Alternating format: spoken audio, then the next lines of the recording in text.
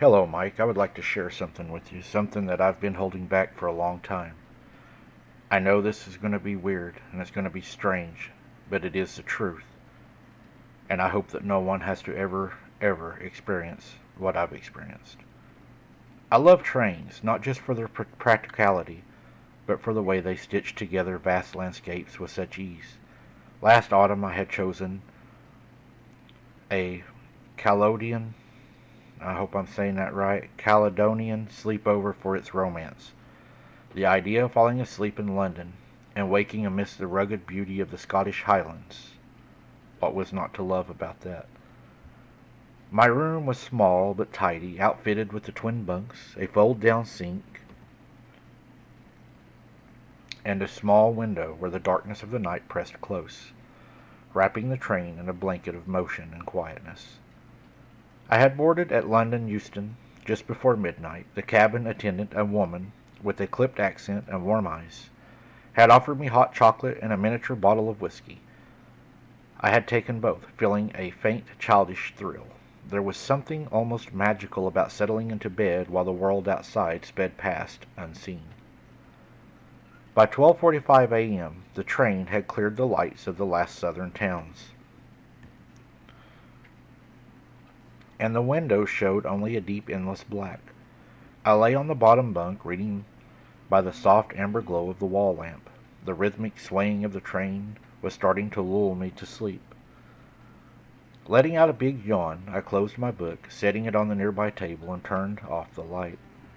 Settling under the soft light of the moon, which was hardly ever, but when it did poke through it was nice. It was almost like a western on a stagecoach feeling. I closed my eyes, and I fell asleep. Darkness settled, silence, and then something else, a sound soft as breath, filtered in through the corridor. At first I dismissed it as one of the other guests, or a member of the staff. Maybe someone talking in their sleep, or the creak of the metal walls settling with the cold. But then it came again, clearer this time. Help! The words were spoken as if wrapped in cloth, muffled, distant, but unmistakably human.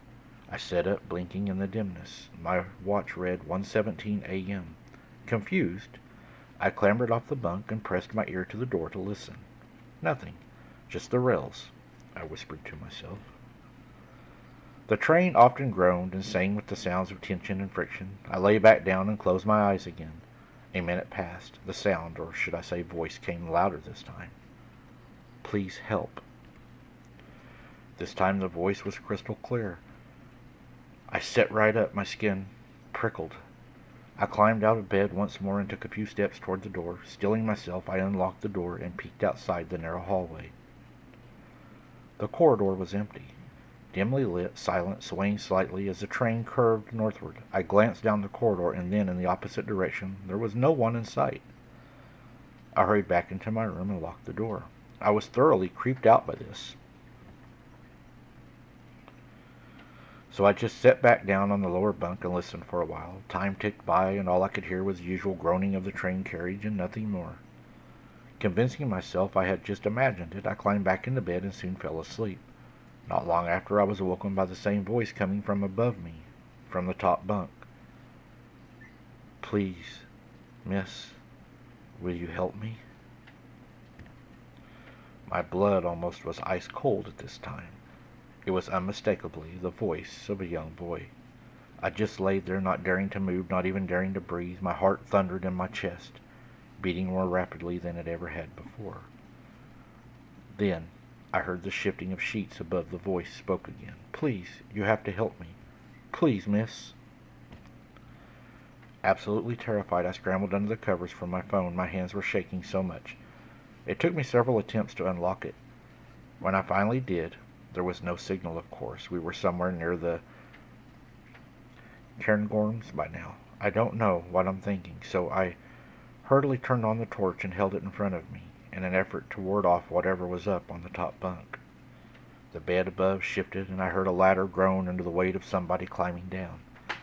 I screamed so loudly I woke the neighboring room, whose inhabitant came banging on the metal door, asking if I was okay. Shaking, I answered the door, and I was relieved to see an older gentleman, flanked by the worried-looking cabin attendant. She asked, "Miss, are you all right? What happened?" I did my best to explain what had happened, despite being near tears. When I finished my story, the man looked skeptical, but the cabin attendant gave me a kind, sympathetic look. "Night terrors aren't uncommon on the Sleep, dear. Motion, sound, dreams. Would you like to move rooms?" I nodded mutely. The attendant soon guided me to an empty berth at the end of the carriage. Seeing that I was still shaken up, she went and grabbed me a hot chocolate and gave me a small awkward hug and wished me a good night. "A lot of people on this train," she said, "have passed through this same cabin and have felt the same thing that everyone had felt." But then I later found by talking to the attendant that a child had choked to death in this room while the mother was having an affair with another man on the train. The child had choked to death on some food, and I'm sure it was yelling for help. Was it a demon, or was that the child? A lot of people dispute this and argue this. I don't know what it was, but I know it was scary, and I know the room was cold, and it was heavy, and I was afraid. What do you think I encountered on that train? I know I won't be taking it again.